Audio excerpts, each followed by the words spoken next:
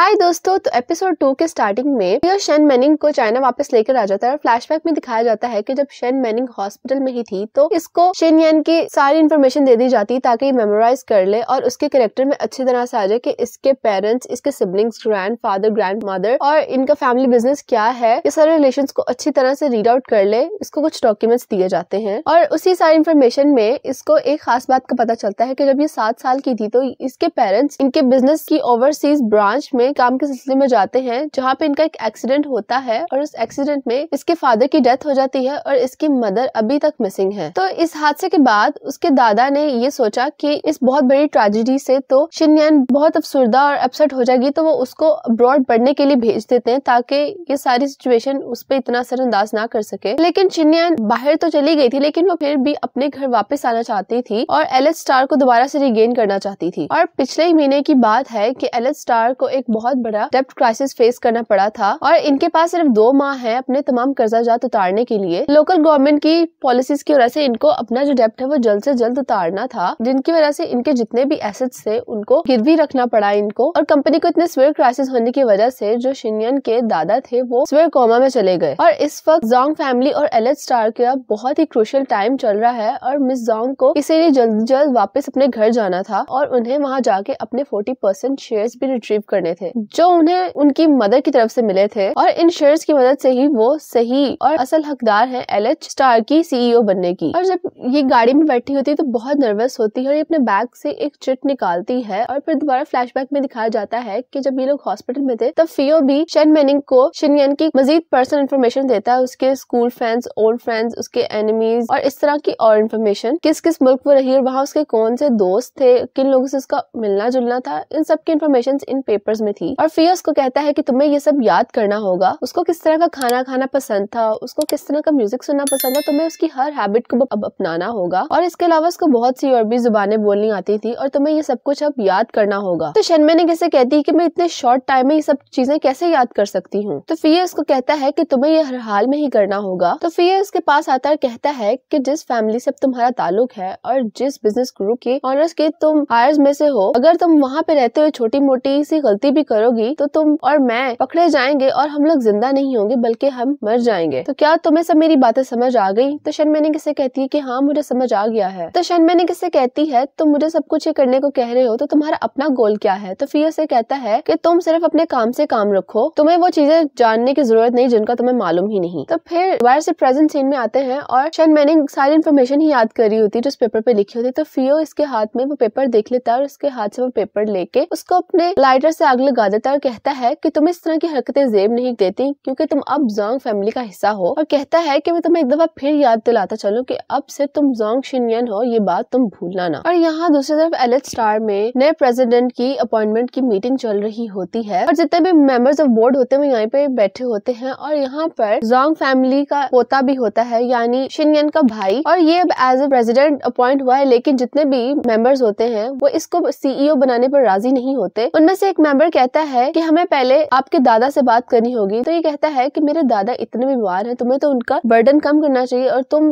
हो के और मजीद मसाइल पैदा कर रहे हो, तुम्हें मेरे प्रेसिडेंट बनने से आखिर क्या मसला है। और इन सबको कहता है कि तुम सब ये बात सुन लो कि एलिस स्टार को जोंग फैमिली में मेरे अलावा कोई भी टेक ओवर नहीं कर सकता। और इन सबको ये कहता है कि मेरे हाथ में तुम लोग ये अपॉइंटमेंट लेटर देख लो, जो जो इस पर साइन करेगा वो यहाँ पर इस कंपनी में रहेगा और जो जो नहीं करेगा उसको यहाँ पर रुकने की जरूरत नहीं। और तभी वहाँ पर फियो का सेक्रेटरी आ जाता है और कहता है कि आप सबको ये अपॉइंटमेंट लेटर साइन करने की जरूरत नहीं है। वो आके कहता है कि जोंग फैमिली में सिर्फ एक तुम ही एलिस स्टार के हायर नहीं हो और अगर हम शेयर्स की परसेंटेज की बात करें तो तुम एलिस ग्रुप के बिगेस्ट शेयर होल्डर नहीं हो, जिसका मतलब ये है कि तुम्हारे पास कोई हक नहीं कि तुम बाकी शेयर होल्डर्स को फोर्स करो अपॉइंटमेंट लेटर पे साइन करने के लिए। तो ये जोंग जियाकाई इससे कहता है कि तुम्हारी हिम्मत कैसे हुई सब कहने की और जोंग फैमिली में ऐसा कोई भी नहीं जो एलिस ग्रुप को चला सके। तभी वहाँ पर फियो आता है और शेन मैनिंग का एज शेन यान इंट्रोडक्शन कराता और कहता है कि ये चेयरमैन जोंग की सबसे बड़ी बेटी है, मैडम मेशन की इकलौती बेटी जोंग शेन यान है ये। तो तभी वहाँ पर बोर्ड मेंबर्स बात करने लग जाते हैं। Ellis Star group of industries जो है वो जोंग शेन यान की मदर ने ऑपरेट किया और उन्हें नहीं इसको फाउंड किया था, तो इसलिए जो इसकी हकदार है सीईओ बनने की वो शेन यान है। तो जोंग जियाकाई कहता है कि इसका तो आज तक 17 साल से हमसे कोई राब्ता नहीं था और ये यहाँ पे कैसे आ सकती है। तो फियो इससे आके कहता है कि तुम ये बात कैसे कह सकते हो कि इसका कोई राब्ता नहीं था और ये वापस नहीं आ सकती और कहता है कि तुम्हारे मानने से कोई फर्क नहीं पड़ता। शिनयन अब यहाँ पे आ गई है और तुम अब केपेबल नहीं हो सीईओ बनने के और ना ही तुम्हारे पास कोई राइट है एलिस स्टार को टेक ओवर करने का। तभी फियो शेन मैनिंग को इशारा करता है और शेन मैनिंग अपना इंट्रोडक्शन कराने लग जाती है। कहती है कि मेरा नाम जोंग शिनयन है और अब मैं एज ए सीईओ अपॉइंट होंगी यहाँ पे। और ये सब कहने के बाद ये कंपनी से बाहर आ जाती है। जब ये बाहर आती है तो ये बहुत ज्यादा घबराई होती है क्योंकि इसके लिए ये सब कुछ नॉर्मल नहीं था। और यहाँ पर कोई आदमी बैठा होता है जिसका चेहरा दिखाई नहीं दे रहा होता। उसके सामने उसी एक्सीडेंट की फोटोज पड़ी होती हैं जिसमें शिनयन और शेन मैनिंग दोनों थी और ये किसी दूसरे आदमी से बात कर रहा होता है और कहता है कि तुमने तो मुझे कहा था कि गाड़ी बहुत बुरी तरह डैमेज हो गई है, उसकी तो बॉडी तक को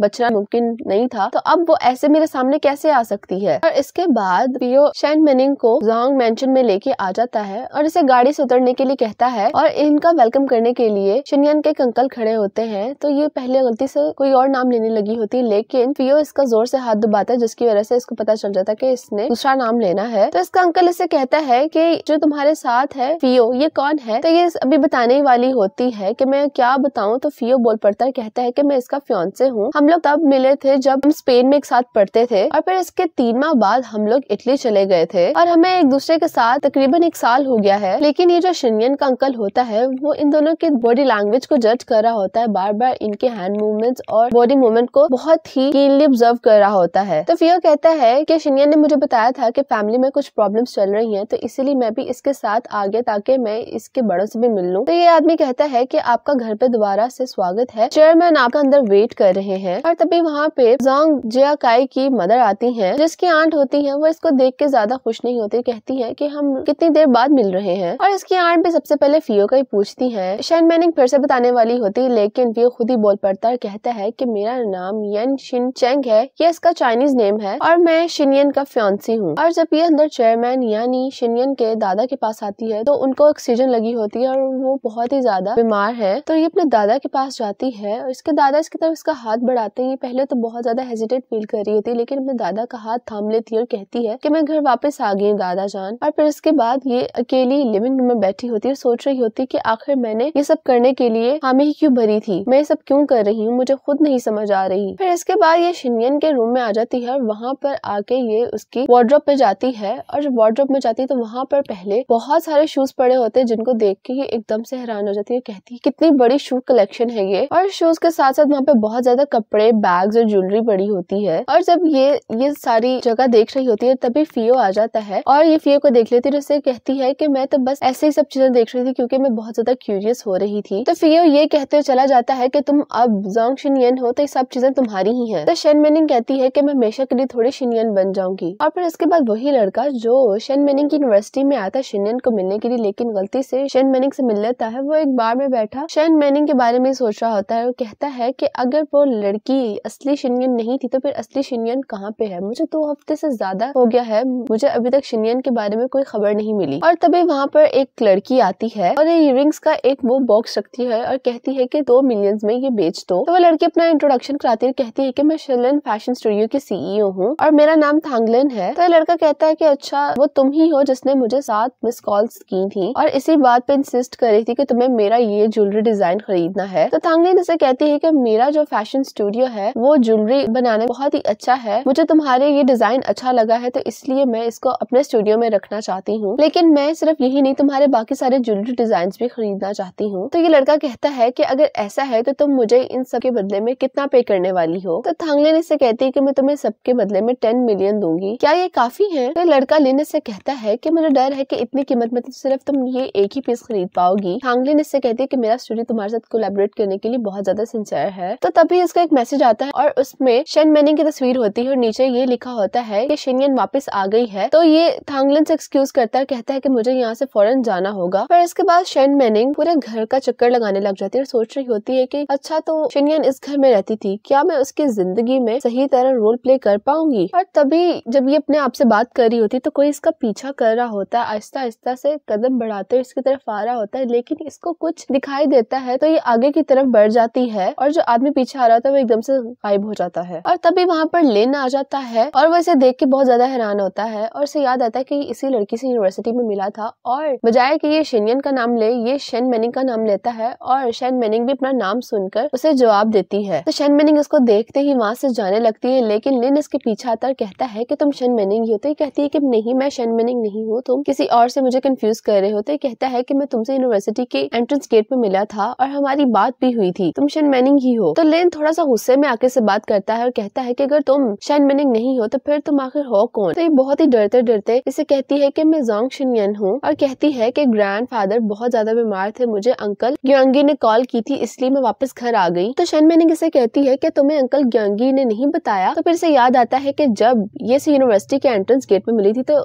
लिन मुफेन ने इसे बताया था कि जब ये दोनों छोटे थे तो शिनयन इसको बड़ा भाई कह के बुलाया करती थी। तो ये इसको यहाँ पे भी बड़ा भाई लिन ही कहती है। तो ये बहुत ज्यादा हैरान हो जाता है ये बात सुन, और इन दोनों के बचपन की कुछ और बातें करती है जिससे इसको यकीन हो कि ये सच में शिनयन ही है। तो ये यहाँ से जाने लगी होती है तो इसकी पॉकेट से इसका फोन गिरता है। तो लिन मुफेन से कहता है कि जब 1 महीना पहले मेरे फादर और मिस्टर जांग ने मुझे तुम्हें लेने के लिए बाहर अब्रॉड भेजा था, तो मैंने तुमसे मिलने के लिए वहाँ पे तुम्हें कई बार कॉल्स की थी। तो अगर तुम वाकई में शिनयन हो तो इस फोन में मेरी मिस्ड कॉल तो जरूर होगी तुम्हारी लॉग लिस्ट में, और मेरा नंबर भी सेव ही होगा तुम्हारे पास। तो लिन मुफेन इसके नंबर पर कॉल करने लग जाता है और शन मेनिंग बहुत ज्यादा ही घबरा जाती है, और तभी वहाँ पे फियो आ जाता है और उसके हाथ में फोन आता है, और लिन मुफेन की कॉल फियो के पास जो फोन होता है उस पे आ रही होती है, और तभी आकर कहता है कि शिनयन ये नंबर अब यूज नहीं करती। और लिन मुफेन भी फियो को देखते ही ये सवाल कहता है कि तुम कौन हो। तो फियो भी अपना इंट्रोडक्शन दोबारा करवाता है और कहता है कि मैं शिनयन का फियांसे हूँ। और फिर इसके बाद फियो शिनयन को उसके कमरे में लेके आ जाता है और इसको यहाँ पे आकर डांटने लग जाता है और कहता है कि मैंने तुम्हें कहा था ना कि तुम्हें सही से एक्ट करना होगा, अगर तुम सही से एक्ट नहीं करोगी तो यहाँ पे जितने भी लोग हैं वो सब तुम्हें पहले से ही देख रहे हैं और उनको शक होने लग जाएगा, क्या तुम मरना चाहती हो। तो शन मेनिंग कहती है कि नहीं ऐसा नहीं है, लेकिन उसने एकदम से मेरा नाम ले लिया था, अनइंटेंशनली मैंने उसे जवाब दे दिया। तो फियो इस बात को सुनकर गुस्सा हो जाता है और इसका मुंह बहुत जोर से दबाता है, कहता है कि तुम अब जांग फैमिली में, यहाँ पे तुम्हें गलती करने का कोई भी मौका नहीं दिया जाएगा, और मेरी बात को याद रखो कि मैंने तुम्हें पहले दिन ही ये बता दिया था कि तुम जैसे ही इस घर में दाखिल होगी तो तुम सिर्फ और सिर्फ जोंग शिनयन ही हो और तुम्हें उसके गेटअप में आना होगा। तो शन मेनिंग कहती है कि मुझे समझ आ गया है, और इसे कहती है कि यान शिनचन तुम्हारे बारे में क्या तुम वाकई में ही शिनयन के फियांसे थे, और तुम्हारा आखिर क्या मकसद है। तुमने मुझे शिनयन बनने को कहा, तुमने मुझे उसकी आंखें भी दे दी, क्या तुम मेरे जरिए जांग फैमिली से सब कुछ हासिल करना चाहते हो। और फियो इसके पास आता है और जोर से आके इसका गला दबाता है, और यहीं पर एपिसोड 2 खत्म हो जाती है।